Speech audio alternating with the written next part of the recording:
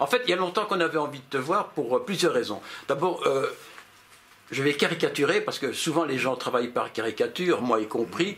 Dans ma tête à moi, Pascal Vrébos, c'est l'homme de la télé qui termine toujours son interview avec un homme politique en disant « Et maintenant, la question qu'on n'a pas le droit de poser, mais qu'on pose quand même. » Oui. Hein? Oui, alors bon, ben ça, voilà, c'est la vie. En fait, c'est un grand paradoxe parce que moi, j'ai commencé à écrire pour le théâtre à 17 ans. J'écrivais même des petits textes avant. Et la radio, je l'ai fait à 15 ans, à l'INR, enfin à la RTB de l'époque, Place Laget, avec un ami. On avait une petite émission destinée aux jeunes. Non, pour 15 ans. Il y avait Claude François qui faisait toutes les vedettes. C'était l'après-midi des jeunes, qui était dirigé par Francine Arnaud à l'époque. Donc j'ai fait de la radio dès l'âge de 15 ans. Et puis après, j'en ai refait un peu plus tard, mais j'ai tout le temps écrit depuis le départ. J'ai eu des pièces jouées à New York bien avant de faire de la télé. Et alors, la RTL, mais alors, il y a la télé qui arrive, d'abord la RTBF et puis RTL, avec une émission phare à un moment donné qui a du succès. Et alors, ben, c'est comme ça, comme peu de gens vont au théâtre, et finalement peu de gens lisent des livres de littérature, surtout écrits par des Belges, ben, automatiquement, les gens me connaissent d'abord en Belgique francophone par la télé. Et c'est pour ça que pour moi, c'est toujours très agréable d'être joué à l'étranger. Parce que là, quand j'arrive, personne ne me connaît. Et on me parle de théâtre, d'auteur, etc. Mais je me plains pas parce que c'est comme ça. Et dans les essais ou dans les romans, les biographies, il y a Henri Miller, le bouquin sur ta table. Là. Alors ça, c'est Alors Henri Miller, ça c'est ma grande rencontre quand j'avais 25-26 ans. Nous étions en correspondance, et puis à un moment donné, il m'a dit si on se voyait, je résume, hein, et puis si on se voyait, bah, c'était pas évident, parce que moi j'avais pas un bal, il fallait aller à Pacific Palisades, ah bon.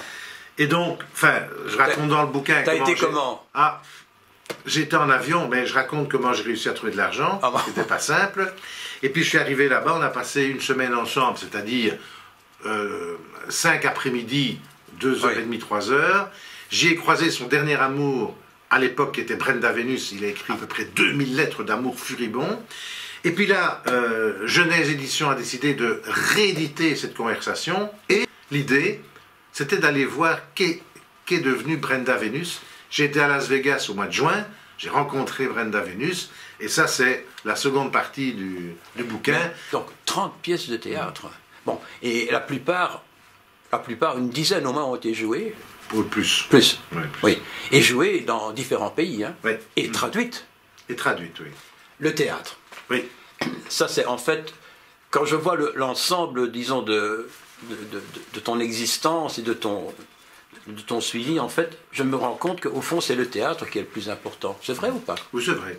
Mais c'est en tout cas, le théâtre, j'y étais plongé dedans, si j'ose dire, parce que ma mère était secrétaire à la comptabilité aux arts, et donc, grâce à ça, je pouvais aller voir gratuitement, parce que je viens d'une famille très modeste, je pouvais aller voir tous les spectacles au Palais des Beaux-Arts, toutes les pièces de théâtre, les tournées Jean Meyer qui faisait Molière régulièrement. J'ai vu tout Molière. T'as fait la VAR, hein, entre 5 et 8 ans.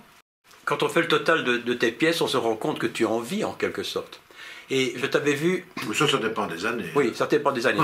Mais je t'avais écouté et ça m'a fort frappé lors d'une allocution, enfin une interview à l'exposé que tu faisais avec Sylvie Godefroy à la Sabane. Où tu parlais des droits d'auteur. Et je dois dire que j'ai rarement vu quelqu'un parler sans langue de bois comme toi, avec une vérité, où tu expliquais vraiment que vivre du théâtre n'était pas une chose facile, parce que beaucoup de choses étaient truquées. J'aimerais bien que tu en parles de ces droits d'auteur. En fait, c'est très simple. Moi, je parle de ça depuis que j'ai touché mes premiers droits d'auteur, parce que j'estime que la situation économique d'un auteur est un peu le miroir de l'intérêt que la société porte à la création. Et un auteur en Belgique, alors ça a quand même un peu changé, mais enfin, rarissimes sont les auteurs qui, comme on dit, vivent de leur plume. Alors c'est vrai qu'il y a des années, quand on a une pièce jouée dans un grand théâtre, ok, on a quelques droits d'auteur qui sont de bons droits, mais enfin, si on compare à d'autres pays, ou si on veut vivre avec ça après avoir payé les impôts, hein, c'est quand même du brut. Non, ce que j'ai voulu dire, c'est que dans nos pays, c'est pas uniquement en Belgique, il y a ce que j'appelle un hold-up du droit d'auteur. Ah. Oui, un hold-up. Il y a une mafia qui règne sur la... Non, c'est très simple à comprendre. Tous les théâtres sont subventionnés. Oui. La plupart, en tout cas, tous, en Belgique. La subvention permet à tous les artisans du théâtre de vivre. Sauf l'auteur. Pourquoi? Mais parce que le droit d'auteur, c'est 10% de la recette. Mais la recette va baisser parce qu'il y a une subvention. Une place sans subvention, mettons au théâtre, coûterait 100 €. D'accord? 100 €. Donc l'auteur aurait 10 €. Mais comme il y a une subvention pour faire baisser le prix de la place, le prix de la place est de 30 € ou 25 €. Ah, donc il parle du prix de revient et du prix de vente au client. L'auteur a 2 € ou 3 €. Alors que, et c'est ça l'injustice, tous les artisans du spectacle, comédiens, metteurs en scène, décorateurs, etc., eux, bénéficient de cette subvention. C'est la raison pour laquelle, dans d'autres pays, les pays du Nord, je pense à la Norvège, à la Suède, etc., l'auteur a 10% de la subvention. Ah, de la subvention. Ah oui. Et à ce moment-là, il est joué dans un théâtre qui, mettons, j'invente, a une subvention de 500 000 € pour la pièce. L'auteur a automatiquement 50 000 €. Dans les théâtres privés, là, il n'y a pas de hold-up. Parce que là, l'auteur a 10% de la recette réelle. Réelle. Les projets pour demain? Oh, pour demain, mais là, par la télé et le... Non, je termine une pièce de théâtre que j'ai écrite cet été, qui s'appelle Mr. President, qui est une pièce de théâtre à 3 personnages, où il y a un président... qui ressemble à quelqu'un qu'on connaît ou... Oui, enfin, qui ressemble tout en ne ressemblant pas, mais qui pourrait ressembler en tout cas à quelqu'un. Ça se passe dans un endroit secret à la Maison Blanche, qui est c'est une comédie, parfois dramatique, parfois loufoque et qui interroge sur le pouvoir. Et qui pourrait se jouer où? On ne sait pas encore. Vous savez, au théâtre, il faut parfois ça va très vite, parfois il faut attendre. Justement, je pense à ça. J'ai écrit une pièce qui s'appelle La Piole. Oui. Qui a été refusée pendant 5 ans, pour ainsi dire, par tous les théâtres. Pour quelle raison? En disant... Sans intérêt? Non. En disant, on ne crache pas dans la soupe. Pourquoi? Ah! Parce que c'est une pièce qui est basée sur le harcèlement sexuel des acteurs et des actrices. Vous voyez ce que je veux dire, hein? T'as déjà été harcelé, toi? Non, pas moi. Mais voilà. Et donc, il a fallu Henri Ronce, feu Henri Ronce, oui. qui a dit « Ah, j'invente la pièce », mais il a fallu 6 ans. Et donc, c'est pas par hasard.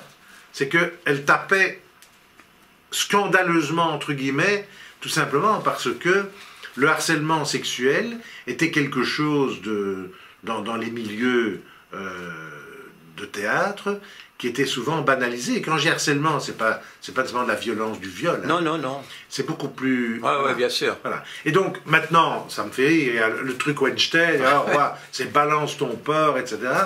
C'est curieux comme... Ce que tout le monde connaît, que ça a toujours existé. Hein. Les chapes de plomb peuvent durer des années, et puis à un moment donné, on se renverse. Et alors, c'est un déchaînement qui peut être dangereux, parce que n'importe qui peut attaquer n'importe qui, et ça fait des dégâts. C'est là que je disais qu'on est dans une période unique dans l'histoire de l'humanité, à tout point de vue. Et ça, pour un auteur, c'est génial. Oui. On ne sait pas ce qui va se passer, tout est improbable, tout est dangereux, tout est en pleine mutation, on est peut-être à l'approche d'une 3e guerre mondiale. Le nucléaire est là, on a inventé les armes pour s'autodétruire. C'est unique dans l'histoire de l'humanité. Et en même temps, époque formidable parce que il faut une mutation. C'est un peu comme le Moyen-Âge et la Renaissance. Parce que si on continue comme ça sans rien changer, c'est clair qu'on va dans le mur. Mais en même temps, la plupart des espèces disparaissent. Donc la bonne question, pourquoi pas un beau jour la nôtre? Tu es aussi pessimiste que ça? Dans la vie, je ne suis pas pessimiste, mais à long terme, est-ce que l'être humain aura la sagesse pour sauver son espèce? Voilà, là, il faut m'en convaincre.